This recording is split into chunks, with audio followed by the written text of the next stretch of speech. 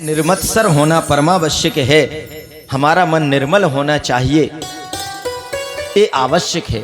निर्मत्सराणाम शताम निर्गतः मत्सराय व्याते निर्मत्सरा। जिसकी मति निर्मल हो गई वो प्रभु की अनंत भक्ति पाएगा। क्यों? ये भागवत की कथामृत ऐसे ही नहीं है। जरा विचार करें आप, आपको सुंदर दुग्ध, कपिला गाय का सुंदर दूध हो और दिया जाए और आप कटोरा लेके आओ और उस कटोरे में तुम्हारे में बहुत सारा कचरा भरा हो और उसमें दूध डाल दो, भले ही अमृत तुल्य दूध हो तो वो पीने लायक रह जाएगा।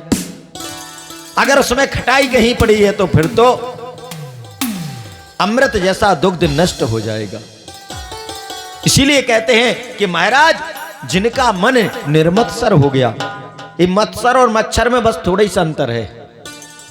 एक होता मच्छर जो महाराज बाहर से काटता है, कहीं से भी वो कपड़े के ऊपर से इंजेक्शन लगा देता है, और जो मत्सर है वो अंदर से काटता है। कैसे?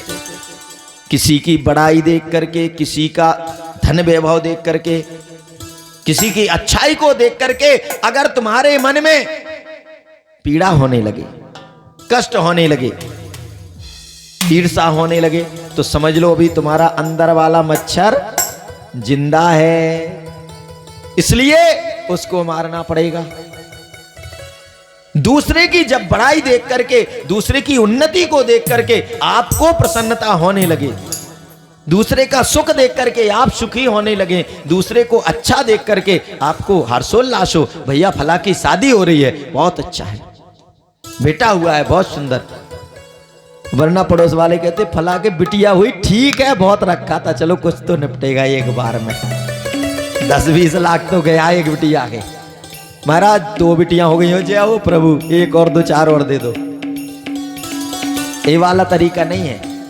यदि ऐसा मन कह रहा है तो भागवत कथामृत रखने का आपका हृदय का पात्र अभी ठीक नहीं, उसको अभी और थोड़ा सा लगा के निरमा साबुन सफाई करो। और महाराज निरमा साबुन कहां से लाएं? कौन सा लगेगा इसमें? तो वह भगवान नाम का ये ऐसा साबुन है जो बिना पैसे के मिलता है, और कितना भी मैले से मेला, पुराने से पुराना, कुचेला कैसा भी कपड़ा रखा हो, एक बार लगा कि झाग निकलती है, झगाझग साफ हो जाएगा। बड़े बड़े मैले कुचेले धुंधकारी जैसों के सबके पाप दूर कर दिए। आप देखो ये दैत्य कितने बड़े बड़े घोर पापी रहे, लेकिन एक भी दैत्य को भगवान ने जिसको मुक्त किया उसको नरक में नहीं भेजा। आज तक का रिकॉर्ड है। जो स्थान देवताओं को मिलता वही उन दैत्यों को मिलता जो रात दिन गालियां देते हैं भगवान को। ये प्रभु की कृपा है। तो कहते हैं महाराज, लेकिन ये इतना सरल नहीं जितना सहजता से लोग सुन लेते हैं। महाराज निर्मल हो जाएंगे हम तो, मन हमारा अच्छा कर लेंगे, कि कंचन तजना सहज है, कि सहज त्रिया काने, और मान बड़ाई ईर्षा, कि दुर्लभ तजना। कंचन तजना सहज है। कोई कहे महाराज मैंने सोने को त्याग दिया, सोने से मुझे कोई ममता नहीं, तो ये सहज है। धन पैसा वगैरह से आप त्याग कर सकते हैं। सहज त्रिया काने, पत्नी पुत्र को भी त्याग सकते हैं, ये भी सहज है। ये त्याग बड़े नहीं, फिर बड़ा त्याग कौन है? मान बड़ाई ईर्षा, मान बड़ाई ईर्षा दुर्लभ तजनाए। आप सब कुछ त्याग दिया, सब कुछ छोड़ बैठे, महात्मा हो गए, और एक जगह चल रहा था कार्यक्रम, वहां पहुंचे, लोगों को पता नहीं, ध्यान नहीं दिया कौन थे, बिठाला नहीं। महाराज फिर गुस्सा हो गए। किसी ने पूछा बाबा जी क्यों गुस्सा हो? अरे मुझको कुर्सी नहीं दी वहां बैठने को, तुम जानते नहीं मैं पहले जज था, जज की नौकरी छोड़ के आया हूं। ऐसे बाबा समझते हो क्या? मतलब अभी भी प्रतिष्ठा की जो लालसा है वो तुम्हारे मन में खटक रही है कि लोग मुझको जाने, मैं जज था और जज से मैं महात्मा बन गया। यदि प्रतिष्ठा पाने की लालसा है मन में, सम्मान पाने की लालसा है, तो ये कठिन काम है। अभी सच्चे भक्त नहीं बने। सच्चे भक्त तो कुछ नहीं चाहिए। सच्चे भक्त तो ऐसे होते हैं महाराज कि जो कहीं भी जमीन में बैठ जाएं, सिंहासन मिल जाए कोई फर्क नहीं, जमीन में बैठा दो कोई फर्क नहीं, अपमान हो सम्मान हो सब कुछ समान है उनके लिए। लाभ हानि जय विजय पराजय सब कुछ समान है, कहीं कोई फर्क नहीं पड़ता। मस्त रहते, कहते हरि कृपा है, मिल गया हरि कृपा है, नहीं मिला हरि कृपा है, सब में हरि कृपा है। ये संत स्वभाव होता। और जब आपके जीवन में भक्ति आएगी ना तो ऐसे ही होगा। चोट लगी है, लोग कहते महाराज भगवान बड़ा कष्ट हो गया, इसको जल्दी से जल्दी ठीक करो घाव को। और संत लोगों की लगती है तो कहते हैं अरे कुछ जन्मों के होंगे भोगने को कष्ट, इसलिए ये निकल जाएंगे, पूर्ण हो जाएंगे, ये कष्ट भोग लेंगे तो आगे सुख मिलेगा। वो इस भाव से। इसलिए महाराज सुख दुख दोनों को होते हैं कि सुख दुख या जगत में सब काहू को होए, और ज्ञानी भुगते ज्ञान से सो मूर्ख भुगते रोए। ज्ञानी अपने ज्ञान से उसको टालता है। चलिए जो भी कष्ट हुआ, जीवन प्रभु की इच्छा है, विधि का जो लेख है, विधि का जो विधान है वो टलता नहीं। परमात्मा की लेखनी अटल है। क्यों? आपने जो जो बोया है, जो जो आपने किया है, उसके अनुरूप कार्य होना। हां इतना अवश्य है कि यदि पहले जो त्रुटियां हुई अज्ञानता बस, तो जब जागरण हो गया, जब समझ गए हो, जब से ज्ञान आ गया, तब से सुधार कर दो महाराज। इसलिए जितना पहले जो हो चुका वो तो आएगा, अवश्य आएगा, लेकिन अब कम से कम आगे हमारे साथ गलत ना हो, उसके लिए हम अच्छा करना प्रारंभ कर दें तो सुखद परिणाम आने लगेंगे। और इस प्रकार से कहा कि आवश्यक है। और यदि ऐसा आपने जीवन बना लिया, प्रत्येक के साथ आप समदृष्टि रख ली, समभाव आपने कर लिया, तो महाराज ये स्थिति आएगी कि फिर तो परमात्मा वही बंधक बन करके आपके में वेद्यम वास्तव वस्त्रु वस्तु सेवदम तापत्रोन्मूलनम। और इस प्रकार से जो वास्तव वस्तु है, जो वास्तविक माया और संसार है, जगत है, जगत और जीव का और परमात्मा के बारे में आप जानने लगेंगे, समझ जाएंगे कि ये क्या है। वरना लोगों को तो जो ये संसार है ना, इसी को लोग भगवान माने बैठे हैं और इसी में आनंद और सब कुछ खोजते रहते हैं। जो वास्तविक परमानंद है, जो अंदर से मिलना है, उसको लोग समझ ही नहीं पाते हैं और वो बड़ा कठिन सा है। ये अंदर की यात्रा होती है। लोगों से पूछो महाराज परमात्मा किधर है, कहते आत्मा सो परमात्मा। लोग बोलते तो हैं, कहते सहज भाव से हैं, लेकिन जब उस बात पर गौर कराओ कि आप बोलते तो हो कि आत्मा सो परमात्मा, तो फिर दुनिया में क्यों ढूंढने में लगे हो? अरे महात्मा, जब आत्मा में तेरे बैठा परमात्मा है तो इसी को क्यों नहीं उपासना करता? इसको याद कर, तेरे अंदर भी बैठा है तो सामने वाले के भी अंदर बैठा है। अब अगर तुम सामने वाले को गालियां दे रहे हो तो किसको दे रहे? उसके हृदय में बैठे हुए परमात्मा को भी तो दे रहे हो ना। अब भगवान को ही गरिया रहे हो और कह रहे हो भगवान इसकी तो ऐसी हो जाए, वैसी हो जाए, ये हो जाए, वैसा मिट जाए, सब कुछ मिट जाए इसका। अब बताओ, एक भगवान से दूसरे भगवान को मिटाने के लिए लगे हो। एक ऐसे ही कथा में गया और उसने कुछ आधा अधूरा ज्ञान लिया।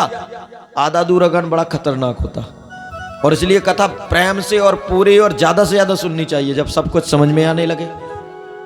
आधा आधा पकड़ के कई बार गड़बड़ कर लेते लोग। महात्मा जी कह रहे थे, सत्संग चल रहा था कि सब तुझ में ब्रह्म, मुझ में ब्रह्म, सब में ब्रह्म है। उसने इतना सुना, बोले बस मिल गया ज्ञान, अब तो सब में ब्रह्म है। आया महाराज एक जगह बैठ गया पालती मार के। एक हाथी उसी समय बिगड़ा, महावत पीछे से चल रहा, भैया हट जाओ महावत, हाथी गड़बड़ है, हाथी गड़बड़ कर रहा। अब बोले मुझ में ब्रह्म, हाथी में ब्रह्म, सब में ब्रह्म ब्रह्म ब्रह्म, तो क्या चिंता की बात। और वो चिल्लाता रहा, वो माना नहीं। और हाथी आया और सूंड ऐसे उसने लपेटियो उठाया और जय श्री राम, और जैसे फेंका, संयोग बस उधर कुछ कीचड़ ईचड़ था तो जाके उसमें गिरे, पत्थर पे गिरते तो गोविंदाय नमो नमः हो जाता, और गिरे तो कीचड़ में कुछ चोट भी आई और सब पूरे ऊपर से नीचे तक रंगीन हो गए, पूरी होली हो गई। उठ के आए महात्मा जी के पास पहुंचे, नहा धो के बोले महात्मा जी आप कह रहे थे कि उसमें ब्रह्म है, मुझ में ब्रह्म, सब कुछ हो। मैंने सोचा ये ब्रह्म है हाथी में, तो फिर मुझको उठा के क्यों पटक दिया। महात्मा जी ने कहा तुमने पूरी बात नहीं समझी। मैंने क्या कहा था, सब में ब्रह्म है। बोले हाँ। तो बोले ये बताओ। बोले महाराज मुझ में ब्रह्म। बोले बिल्कुल। बोले हाथी में, बोले कि ब्रह्म। और बोले उसके पीछे जो महावत चिल्ला रहा था उसमें भी तो ब्रह्म। तो एक ब्रह्म ने दूसरे ब्रह्म की बात नहीं मानी तो तीसरे ब्रह्म ने उठा के पटक दिया। अरे जब तुम सब में ब्रह्म देख रहे थे तो जो पीछे चिल्ला रहा था महावत उसमें भी तो ब्रह्म है, उसकी बात को मान लेते तो ये वाला ब्रह्म से बच जाते। तो जब ब्रह्म की बात नहीं मानोगे तो फिर भुगतोगे। तो इसलिए सब में ब्रह्म है, इस भाव से जिस दिन उपासना होगी उस दिन मन से सारी वासनाएं, सारी व्यथाएं दूर होती चली जाएंगी। और इसलिए किसी के भी प्रति देखो ईश्वर न्यायकारी है, वो स्वयं न्याय करता। आपके साथ कोई जुल्म कर रहा, अत्याचार कर रहा, कुछ भी है, आप यदि परमात्मा से कह दो कि हे भगवान हम लड़ने लायक नहीं, इसको आप व्यवस्था करा दो, फिर देखना कुछ दिन ही नहीं लगेंगे और ऐसी व्यवस्था कराते हैं वो। अच्छों को वृत्तासुर से लेके जिन जिन को लड़ने का शौक हुआ खूब लड़ाया, उन्हें सब कुछ आता है। तो इस प्रकार से कहते हैं महाराज भक्त का हृदय तो एकदम निर्मल, निश्चल, निष्कलंक होना चाहिए। अब सूत जी व सौनक ऋषियों के मध्य संवाद चल रहा है और कहते हैं महाराज अंत में बोले अब महाराज ये 6 प्रश्न हमारे हैं आपसे, इनका आप उत्तर दे दें, अवश्य बताएं। तो कहते हैं कि महाराज किम श्रेया शास्त्र सारम कहा स्वावतारम प्रयोजनम किम कर्म केवताराश्च धर्मा कम शरणम गतः। महाराज इन्हीं 6 प्रश्नों में फिर संपूर्ण भागवत की कथा चलती है। तो क्या पूछे हैं प्रश्न सौनक जी ने। कहते हैं प्राणी मात्र का कल्याण कैसे हो, पहले तो ये बताओ कि इन प्राणियों का कल्याण कैसे होगा। दूसरा महाराज शास्त्र बहुत हैं और मनुष्य के पास समय कम है, शास्त्र तो इतने हैं और समय कम है, तो इसलिए समस्त शास्त्रों का सार क्या है। महाराज इतने पुराण शास्त्र से लेकर के सब पढ़ेंगे तो पूरी जिंदगी निकल जाएगी, पढ़ ही नहीं पाएंगे। तो सबका सार क्या है महाराज। और भगवान यदि सर्वसमर्थ हैं तो अवतार क्यों लेते हैं। यदि परमात्मा सब कुछ करने में सक्षम है तो अवतार क्यों लेते हैं। अरे भगवान को ये बताओ, जो एक ही पल भर में एक जिसकी भ्रकुटी के इशारे से सृष्टि का प्रलय हो जाता है, थोड़ा सा यदि उसने इशारा बदल दिया तो पूरी सृष्टि समाप्त हो जाएगी। तो रावण कुंभकर्ण इत्यादि के मारने के लिए भगवान को, कंस को मारने के लिए अवतार क्यों लेना पड़ा। ये तो वैसे ही हो गया कि कोई कहे मक्खी बैठी है, बोले बंदूक लाओ, मक्खी को मारने को बंदूक लाओ। बताओ भगवान के लिए दैत्य लोग मारना कोई बड़ी चीज है। जो सृष्टि का समापन कर सकता है एक क्षण में, एक दैत्य की क्या दिक्कत है भाई। तो अवतार इसके लिए मारने को अवतार लेते हैं। प्रश्न आया महाराज यदि भगवान ने अवतार लिए तो भगवान के कितने अवतार हुए। अब जो भगवान अवतार लेते हैं तो कितने कुल अवतार हुए और वो अवतार क्यों लिए प्रभु ने, किस किस रूप में और कहां कहां हुए। जीवन का परम लक्ष्य क्या है। हमने जीवन पाया है तो उस जीवन का वास्तविक लक्ष्य क्या है, हम किस लिए इस धराधाम पर आए हैं, क्या हमारा उद्देश्य होना चाहिए। और भगवान धर्म की स्थापना के लिए आते हैं, तो जब धर्म की स्थापना कर दी प्रभु ने और लीला संवरण कर दी, तो उसके पास धर्म किसकी शरण में चला जाता है, धर्म कम शरणम गता, ये धर्म किसकी शरण में पहुंच जाता है। और इस प्रकार से महाराज जब प्रश्न सुने तो सूत जी महाराज बहुत प्रसन्न हुए और कहते हैं कि ऐसा है, आप लोगों ने जो प्रश्न पूछे हैं बहुत ही सुंदर प्रश्न हैं आपके, और आइए हम गुरु को स्मरण कर लें और उसके पश्चात आपको फिर इन प्रश्नों के उत्तर दें। सूत जी महाराज ने अपनी गुरु वंदना की और गुरु को स्मरण किया। क्यों? क्योंकि गुरु की कृपा यदि है तो सब कुछ संभव है। कहते श्री गुरुदेव न रूठियो कि रूठ जाए संसार, ओ करुणा कर कर शीश मने रखियो श्री सरकार, रखियो श्री सरकार चोक कछुहिए न धरियो, कि हूँ अबोध अनजान कृपा की दृष्टि करियो। और इस प्रकार से महाराज 2 श्लोकों में प्रार्थना निवेदन करते हैं सुखदेव बाबा। गुरुदेव की कृपा से, गुरु के प्रसाद से, गुरु के तप से, यदि हमारे पास समर्थ गुरु हैं, गुरु परम सात्विक हैं, सदाचारी हैं, सन्यासी हैं, धर्मात्मा हैं, धर्मशील हैं, तपस्वी हैं, तो शिष्यों के जीवन में सद्गुणों का विस्तार स्वतः होने लगता है। ये वैसे ही संबंध रहता है जैसे एक पिता और पुत्र का संबंध होता है। पिता धन संपत्ति कमाएगा, पुत्रों को प्राप्त होगी, और गुरु जो धनार्जन करता है जप का तप का, वह शिष्यों को प्राप्त होता है। साथ ही जैसे पुत्र कुछ अनर्गल करता है, अपराध करता है, तो उससे पिता को कष्ट भी होता है, पिता को उसका वहन भी करना पड़ता है। बेटा जुआ खेल गया तो कौन चुकाता है? बाप की संपत्ति से ही चुकता है। ऐसे ही गुरु शिष्य का संबंध होता है। यदि शिष्य अपराध कर रहे हैं तो उसका पाप गुरु तक भी पहुंचता है।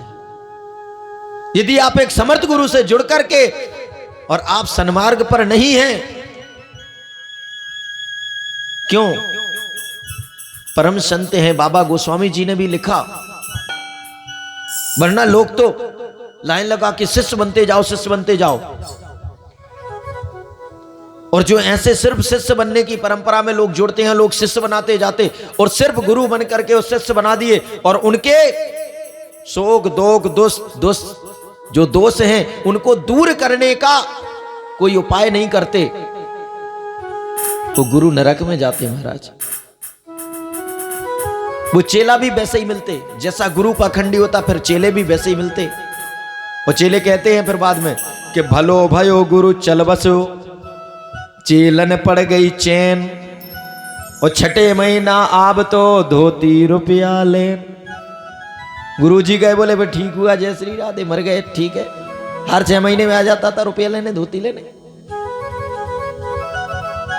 लोभी गुरु लालची चेला, दोनों नरक में ठेला। जैसे होते हैं और जुड़ जाते हैं, फिर बाद में वही होते। बाद में पता चला महाराज हम जुड़े तो थे, वो महात्मा जी बहुत अच्छे लग रहे थे, बड़ा तामझाम देखा था, और जुड़ गए। बाद में बाबा जी पता चला जेल चले गए। जय श्री राम। चेला जी रो रहे बाहर से, घंटा बजा रहे, तुम्हें पता ही नहीं है पानी पियो छान कर, गुरु बनाओ जानकर। परख करनी होती है। आप बेटी बहने जाते हैं, घर परिवार भर सब कुछ देखते हैं, अपने जीवन की डोर सौंपते हैं किसी को। गुरु क्या है? गुरु कर्णधार है। और कर्णधार ऐसे चुना जाता है क्या? आप 25 लाख 50 लाख की गाड़ी लाए हैं, ये जो तन मिला है ये इसकी कोई कीमत नहीं, अमूल्य है। महाराज ये संसार है, संसार सागर से पार जाना भगवान ने नौका दे दी, ये तन रूपी नौका। अब आप 50 लाख की गाड़ी लाए हैं, चलानी नहीं आती है। अब बताओ उसमें ड्राइवर लगाओगे, और यदि ड्राइवर ऐसा ही हुआ गड़बड़, ठीक ठाक ड्राइविंग नहीं आती है, तो क्या करेगा? गाड़ी को ठोकेगा, गाड़ी भी मिटाएगा और तुम्हें भी निपटाएगा। यदि गाड़ी महंगी है तो ड्राइवर भी फिर जो कायदे का ड्राइवर हो, एक्सपर्ट हो, अनुभवशील हो, लाइसेंस भी हो, उसको सौंपो, फिर चलने दो गाड़ी। आप गाड़ी में पर के सो जाओ निश्चिंत। क्यों? ड्राइवर इतना एक्सपर्ट है कि गाड़ी तो जाएगी और सही चलेगी। जितनी महंगी गाड़ी वैसे ही ड्राइवर अच्छा होना चाहिए। ऐसी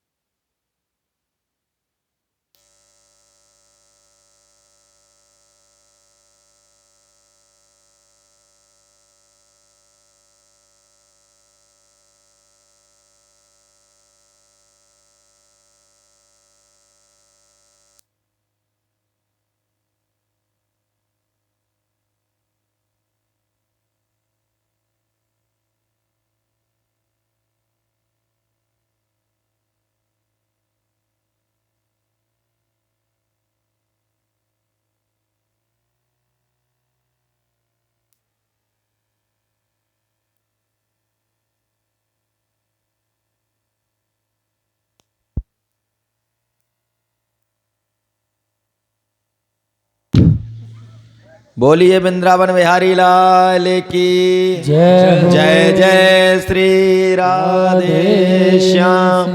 बस आप लोगों से थोड़ा सा निवेदन है बेटिया, निवेदन कर रहे हैं, बस बैठ जाओ। बहुत जल्दी देखो, थोड़ा सा आज विलंब भी हुआ था, थोड़ा सा विलंब, और विलंब का एक कारण भी है कि आप लोग भी हमसे ज्यादा विलंब से आई हैं। आए हैं ना? बोलो, लेट आने की गलती मानते हो अपनी? चलिए अच्छे हैं आप लोग, सुंदर हैं, स्वीकार करते हैं, वरना गलती कोई मानता नहीं। हम भी लेट थे, हम भी स्वीकार करते हैं, हमसे ज़्यादा आप लोग लेट थे, और हम इसलिए लेट हो गए थे कि आप लोग लेट थे। जब सामने श्रोता नहीं होते ना तो फिर कथा शुरू तो होती है, लेकिन क्या बताएं, बैटरी नहीं काम करती, चार्जिंग तो मिलती है आप ही लोगों से। तो इसलिए प्रयास करना कि कल 7 क्या, अगर इच्छा हो समय का ज़्यादा, तो हमें तो सिर्फ आप लोगों का लग रहा कि खेतों से थोड़ा सा 2-4 दिन थोड़ा जल्दी आ जाओ। सब तो खेत जाते नहीं, शायद 6:30 का हो तो 6:30 7 बजे ही, तो कल 7 बजे मतलब 7 हम 6:45 बैठ जाएंगे, 7 बजे आरती हो। और देखो आज श्रोता अधिक हैं तो कुछ आनंद आ रहा, थोड़ा मोड़ा समय का पता नहीं चला, और एक घड़ी ने 10 बजा दिया और पता ही नहीं लगा। और ऐसे ही होगा, हवा नहीं लगेगी तो मैं समय की भूल जाओगे सब। तो चलिए, इस प्रकार से महाराज जब समस्त पांडव इत्यादि परमधाम को चले गए और अंत में परीक्षित महाराज को राज सत्ता सौंप दी, और कुछ समास विधि से भी बढ़ना पड़ता है, क्योंकि बहुत कथा तो बड़ी विराट है, और इस विराट कथा को सुन करके महाराज कोई चाहे कि जैसे हमने कहा था 7 दिन में भी कथा 3-3 घंटे क्या 6-6 घंटे हो, तब जाके कुछ कथा हो पाती है। और जैसे जैसे कथा श्रवण करेंगे आनंद आएगा, और जितनी भीड़, और देखो प्रत्येक को पुण्य लाभ डबल लेना हो, दोगुना चौगुना, तो प्रयास ये करना है कि अपने साथ एक एक दो दो चार चार को और पकड़ के लाना। उनसे कह देना 7 दिन बाद फिर बस नमस्ते नमस्ते है। क्या पता कोई भगवान की इच्छा है कब करा दी, हो गया, वरना जरूरी थोड़ी होता कब होता कार्यक्रम, नहीं होता ना। तो इसलिए 7 दिन पूरा समय दो, आओ बैठो। कलश यात्रा में तो देखो जितने कलश यात्रा में तो उसके आधे नहीं है, बताओ। मतलब कलश यात्रा भर करा दी, उसके बाद जय भोले की अपने घर में, और हमें लगता है माइक लग के गड़बड़ किया, घर पे सुनाई देता इसलिए वहीं से बिस्तर से राधे राधे करते। माइक बंद करा देंगे हम, सिर्फ यहीं पे बजेगा, फिर प्रोग्राम सुन लो। इसलिए लगाते कि ज्यादा दूर तक ध्वनि जाए, अधिक वातावरण वायुमंडल शुद्ध हो, भगवान नाम उच्चारण हो, और लोग उसका गलत फायदा उठाते हैं, घर ही से नहीं हिलते हैं भाई, ये तो गलत बात है ना, है ना। सारे लोग आओ, पूरा चूल का बोला हुआ है, सपरिवार मोहल्ले वाले, चूल का क्या पड़ोस तक का, सबको लाओ, ज्यादा से ज्यादा लोग आओ और बैठो, कथई तो सुनने को कह रहे हैं, समझ रहे। और ये जरूरी नहीं कि आरती में पैसे ही चढ़ाओ, फूल लेके आना, लेकिन कुछ चढ़ाना चाहिए, इसलिए फूल लेके आना, पुष्प चढ़ा दो, कोई दिक्कत नहीं।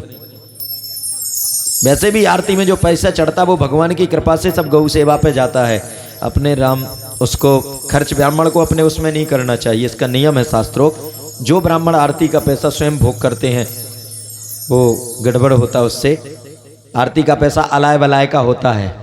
जिसके जो व्याधियां हैं, फिर व्यक्ति क्या करता, भैया हमारी ये बीमारी खत्म हो लो, वो जाती हैं, जो भी आप आरती पे चढ़ाते हैं उससे आपकी बलाएं सारी चीजें आरती के रूप में पहुंचती हैं। इसलिए सिर्फ गौ माता एक सृष्टि में ऐसी है जो आपके समस्त कलमशों को, पापों को, दुखों को समन कर सकती है, पचा सकती है, बाकी किसी में क्षमता नहीं है, वही है। इसलिए उसको अनेकों बार जिन्हें नहीं पता, उन ब्राह्मणों को जो कर्मकांड करते, प्रयास की गौ सेवा पे ही खर्च करो, और अपनी तो इच्छा वही रहती है, हरि कृपा से होता भी रहता है, सिर्फ गौ सेवा पे खर्च हो, उस पैसे को कहीं उपभोग में न लगे, वरना उसका दुष्प्रभाव होता है जीवन में। तो इसलिए महाराज कहते हैं कि ये परीक्षित महाराज को जब सत्ता सौंप दी और एक दिन भ्रमण कर रहे थे तो गौ माता के रूप में पृथ्वी माता को दंड दे रहा था कलयुग। उन्होंने दंडित करना चाहा, और जैसे ही दंडित किया, प्रार्थना करने लगा, निवेदन किया, चरणों में गिर गया। और क्षत्रियों की परंपरा है जो चरणों में गिर जाए तो उसको क्या करते हैं, उसको फिर दंड नहीं देते हैं। और 4 स्थान, दूतम पानम स्त्रिया सूना हिताश्च धर्म चतुर्विधा, कहते महाराज 4 स्थान कलयुग को दे दिए। सुन लो, इसलिए याद रखना कि तुम्हें पता चले कलयुग कहां कहां है। आज भी सतयुग है, त्रेता है, द्वापर है, कलयुग कहां है। युतम, जहां जुआ खेला जाए वहां कलयुग महाराज तुरंत विराजमान हो जाते हैं। इसलिए जिनको भी कलयुग बैठालना हो, शुरू हो जाना, और कलयुग से दूर रहना हो तो इससे दूर रहना। ये नहीं कहते कि खेलने लगो जो खेलते नहीं, बचो। पानम, जहां पीने वाला प्रोग्राम चलता हो, शरबत नहीं, वही जिसको पी के लोग पता नहीं कहां। हाँ, बड़े विचित्र हालत होती है। एक महाशय खूब थे और पीछे गए पचीत पे, घर के पिछवाड़े में बंधियां वगैरह थी, लोग वहां पर जाते थे, वहीं घूम रहे थे। रात को आवाज लगा रहे, कह रहे दरवाजा खोलो। तो उनसे कहा भैया ये पचीत है, दरवाजा नहीं। तो बोले पचीत ही खोल दो। अब बताओ, पता ही नहीं है कि क्या है। एक आए मस्त होके और पहुंचे घर पे, और चाबी लगाए तो ताले में लगे ही नहीं। अब क्यों, जब पूरा ब्रह्मांड घूम रहा है तो चाबी क्यों लगे। एक निकला बगल में, बोले क्या भैया, बोले हम खोल दें क्या ताला। बोले तुम ताला ना खोलो, तुम क्या करो। बोले तुम तो इस मकान को पकड़ लो, ये अल्लाह, हम चाबी लगा रहे ताले में। अब बताओ हालत। कह रहे तुम मकान को पकड़ो, ये हिल्ला, ताला हिल्ला, और वो खुद हिल रहे, चाबी लग नहीं रही हो। कह रहे मकान को पकड़ो तुम, हम खोल लेंगे ताला तो अपना। ये हालत है। ऐसे जिंदगी के ताले खोलने में लगे हैं लोग। इससे नहीं खुलने वाला ताला, इस दिमाग का ताला खोल लो और इस पे लगाम लगा लो। ये रचना के चक्कर में जिंदगी तबाह। मनुष्य जैसा जीवन मिला और बद से बदतर पशुओं से बदतर भी बना लिया। पशुओं में तो क्वालिटी है महाराज, गाय भूसा खाती है, चारा खाती है, लाख मर जाओ आप, मर जाएगी, मांस नहीं खा सकती है। सिंह मांस खाता है, घास नहीं खा सकता, मर जाए, सूख जाए, कहीं बंद कर दो, घास डाल दो, घास नहीं खाएगा। क्यों? मांस के लिए ही बनाया है। और इंसान महाराज सब्जी खा जाए, घास खा जाए, मांस खा जाए, और समझाओ तो तुम्हारी खोपड़िया खा जाए। समझाने की कोशिश करो तो तुम्हारा भेजा खा जाए, पता नहीं क्या क्या खा जाए। ये इंसान है, ये ऐसा नहीं। जीवन सद्गुणी हो तो इस प्रकार से महाराज जब पुनश्च याचमान आए जात रूप मदात प्रभु, कलयुग ने कहा प्रभु मेरा एक बहुत अच्छा गुण है और इसलिए मुझको एक तो कम से कम अच्छी जगह दे दो। ये तो आपने बड़ी गड़बड़ जगह दे दी। तुम क्या, तुम्हारे अंदर क्या गुण है भैया? तो कहते महाराज मेरे अंदर एक बहुत अच्छा गुण है, यत फलम नास्ति तपसा न योगेन समाधिना तत्फलम लभते समक्यलौ केशव कीर्तनाथ। जो फल बड़े बड़े यज्ञ जप तप सतयुग त्रेता द्वापर में बड़े बड़े यज्ञ करते थे, अनुष्ठान करते थे, बड़े बड़े धर्म के परायण, वो फल जो मिलते थे सतयुग में, जो 13 वर्षों तक निरंतर जप तप करे जो फल मिलता था, महाराज कहते हैं कि त्रेता में वही 13 महीने में प्रदान होने लगा, द्वापर में वही 13 दिन में मिलने लगा। और कहते हैं कि कलयुग में तो मात्र महाराज 13 घंटे ही कर ले वो तो कल्याण हो जाएगा। एक 24 घंटे की संकीर्तन कर ले तो जो फल सतयुग में 13 वर्ष में मिलना था वह मात्र एक 24 घंटे के, कितना बताओ आरक्षण मिला, कितनी छूट दे रखी भगवान ने। जो सैकड़ों वर्षों में मिलता था वो मात्र घंटों में मिलने लगा। इस पर प्रसन्न हो गए कि बड़े बड़ा जब तब तो लोगों को करना नहीं। तो परीक्षित भगवान ने कहा ठीक है, स्वर्ण में वास दे दिया कलयुग को। अब स्वर्ण में लोगों को भ्रम हो जाता कि स्वर्ण में एक तरफ भगवान भी तो हैं और एक तरफ ये कलयुग। हाँ, अनीत से कमाए हुए धन से जो स्वर्ण आएगा वो आपका कलयुग का वास होगा। जो नीति युक्त है, धर्म से आपने अर्जित किया है, उस पर प्रभु का वास होगा। और इस प्रकार से महाराज कहते हैं कि कलयुग के विषय में हुआ। अब प्रभु जब कलयुग का वास आ गया तो जाकर के शमीक मुनि के आश्रम में पहुंचते हैं और मृत सर्प को डाल देते हैं, श्राप पाते हैं। और आके सुखदेव बाबा जब कथा सुनाते हैं तो कहते हैं प्रश्न करो राजन, क्या क्या सुनने की इच्छा है। तो राजा प्रश्न करते हैं सुखदेव भगवान से और कहते हैं प्रभु हम ये जानना चाहते हैं कि जो संसार है ना, ये बनाया किससे है और कैसे बना ये संसार, इसके बारे में आप बता दो हमें। जिसको हम देख रहे हैं ना, इसके बारे में इच्छा होती है बार बार कि है क्या। तो महाराज कहते हैं सुनो, जब कुछ नहीं था तो उस समय सिर्फ हम थे, प्रभु सिर्फ आप ही थे। बिल्कुल कर क्या रहे थे, क्या करते, कोई काम तो था नहीं, अपने में ही रमे हुए थे। फिर महाराज बना कैसे, अपने से ही बनाया है ये संसार। अब समझ लो कितनी गंभीर बात है। ये सारा सृष्टि की संरचना किसने की, भगवान ने। और किससे की, अपने से की। महाराज हमने तो संसार में ऐसा देखा है कि कोई चीज जब बनती है तो उसका कुछ मटेरियल होता है। जैसे घड़ा बना तो मिट्टी हुए, तब तो मिट्टी से घड़ा बना, बनाने वाला कुम्हार है लेकिन मिट्टी से बनाया है।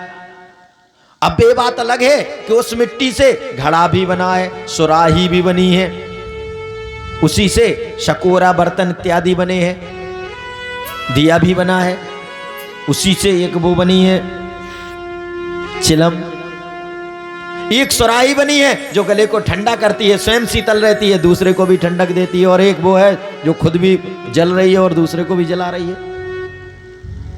मिट्टी वही है। ऐसा क्यों हो गया महाराज? बनाने वाले का विचार, उसका विचार आ गया कि सुराही बना दो तो शीतलता देने लगा, उसका विचार अच्छा है। और उसका बनाने वाले का विचार गड़बड़ हुआ तो उसने ये सब गड़बड़ चीजें बनानी शुरू कर दी। महाराज ये सारा संसार अपने से ही बनाया है। प्रभु कहते हैं कि हमने जो ये संसार बनाया तो महाराज ऐसा कोई उदाहरण भी तो होगा संसार में कि अपने से बनाया? बिल्कुल, वरना हमने तो यही देखा कि अंगूठी है, हार है, सब कुछ है, ये सोने से बनते हैं, लेकिन जब सोना है तभी तो बनते हैं। तो ऐसा क्या है कि जिसमें कोई कच्चा माल नहीं और वस्तु बन गई? देखो, मकड़ी का जाल देखा कभी? मकड़ी जाल बुनती है, कहां से मटेरियल लाती है? कहीं से नहीं, अपने से ही जाल बना देती है खुद से। तो जिस प्रकार से ये मकड़ी ने सारा जाल बना लेती है, तैयार करती है, ऐसे ही परमात्मा ने अपने से सारी सृष्टि बनाई। अब वही बात आ रही थी कि सब में परमात्मा का वास है। अब परमात्मा ही सब बने बैठे हैं।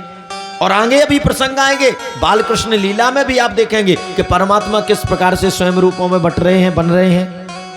वही सब कुछ है, सब में वही है।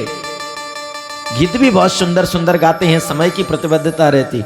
तुझ में राम, मुझ में राम, सब में राम समाया, कर लो सबसे प्रीत जगत में कोई नहीं पराया। बेटा बहुत समय की गति, वरना बहुत गीतों को तो हम बहुत किलोच करते हैं। इनको कहेंगे यार 4 गीत गाएंगे, 5 गाएंगे, पता ही नहीं चलता, 2-3 गीत में हो ही जाती है कहानी। क्या करें, कथा कहें कि गीत गवाएं? ये चुनौती बनती है 2 में कि क्या कराएं, आखिर कैसे हो। एक गीत गाएं, गीत गवेगा बिल्कुल। तो देखिए, अब बताते हैं प्रभु का कैसे सृष्टि बनी। अब गीत ही हो जाएगा, और ऐसा गीत होगा कि तुम लोग भी कहोगे कि गजब का गीत हुआ। इंसानों वाला गाएं कि भूतों वाला? अब तुमने इंसान वाला तो बहुत सुना इसके पहले। अच्छा, तो भगवान के नारायण के नाभि कमल से ब्रह्मा जी प्रकट हुए, और ब्रह्मा जी के सनक, सनंदन, सनातन, सनत कुमार 4 ऋषि कुमार प्रकट हुए। उनसे कहा बेटा सृष्टि बनाओ। चारों बेटों ने मना कर दिया, बोले हम नहीं चक्कर में पड़ने वाले, हमें तो भगवान का भजन ही करना है बस, और सिर्फ हम भजन करेंगे। पिताजी ने कहा कैसे बेटे हो, मेरे लड़के हो के मेरी बात नहीं मानते? तो गुस्सा आएगा कि नहीं? तो थोड़ा सा भक्ति उनकी तिरछी हुई, और जैसी भक्ति थोड़ा सा क्रोध आया जब ब्रह्मा जी को, तो क्रोध में ही भगवान रुद्र हो गए। बोलिए देवादिदेव महादेव भगवान की। और शंकर भगवान प्रकट हो गए, रुद्र भगवान। तो उनसे कहा कि बेटा, शंकर भोले बाबा ने कहा बताओ क्या बात है? बस इस गीत के बाद तुरंत आरती ही होनी है। और तो कहते हैं अरे बेटा, हमने इसलिए आपको प्रकट किया है कि हम चाहते हैं कि आप सृष्टि बना दो। तो देखो, आज तक आपने शंकर जी की सृष्टि नहीं देखी है, आज देख लो, दर्शन करके जाना, पूरी झांकी मिलेगी अभी। तो अब महाराज आदेश दिया, और भोले बाबा का तो काम तुम जानते ही हो। भोले बाबा ऐसे हैं कि उनसे तो कुछ भी कह दो, उनके लिए कुछ भी असंभव नहीं है। भोले बाबा बोले अभी लो, और भोले बाबा ने सृष्टि बनानी शुरू कर दी। अब भोले बाबा का काम तो है भगवान का नाम जाप करना, और बनाते जा रहे हैं सृष्टि। तो अब सुनो कैसे क्या हुआ, देखो कि भोले भाले बड़े निराले जपे राम का नाम, के बम बम बोल रहे हैं, मगन हो डोल रहे हैं। भोले भाले बड़े निराले जपे राम का नाम, के बम बम बोल रहे हैं, मगन हो डोल रहे हैं। भोले भाले बड़े निराले जपे राम का नाम, के बम बम बोल रहे हैं, मगन हो डोल रहे हैं।